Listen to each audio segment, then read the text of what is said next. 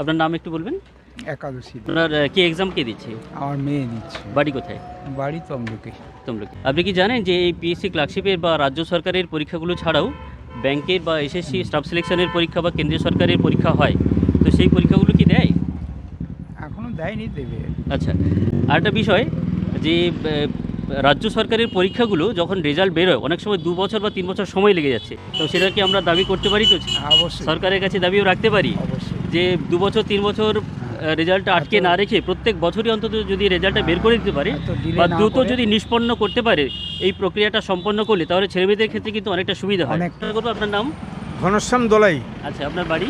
বাড়ি কোনটাই? আপনার পরীক্ষা কে মেয়ে দিচ্ছে? মেয়ে দিচ্ছে আর কি। যে বছরের পরীক্ষাটা হচ্ছে অন্তত সেই বছরই যদি রেজাল্টটা তারা প্রকাশ করতে পারে বা এই নিয়োগ প্রক্রিয়াটা যদি সম্পূর্ণ করে, তাহলে ছেলেমেয়েদের ক্ষেত্রে সুবিধা হবে অবশ্যই কিনা? অবশ্যই সুবিধা হবে। তাহলে এটাও আমরা সরকারের কাছে দাবি করতে অবশ্যই পারি। ক্লেম করতে পারেন আপনারা। ছেলেমেয়েদের পক্ষ থেকে আমরা